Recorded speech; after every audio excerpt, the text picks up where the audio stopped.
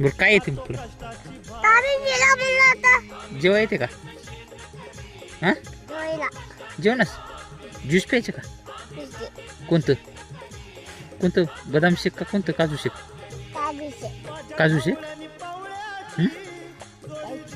प्यायचे का नाकातून सर्दी आल्यावर नाकातून सर्दी आहे ना शिंगडी ते का मग काय येते काय बी ना मग काय येते एक दोन म्हण बरं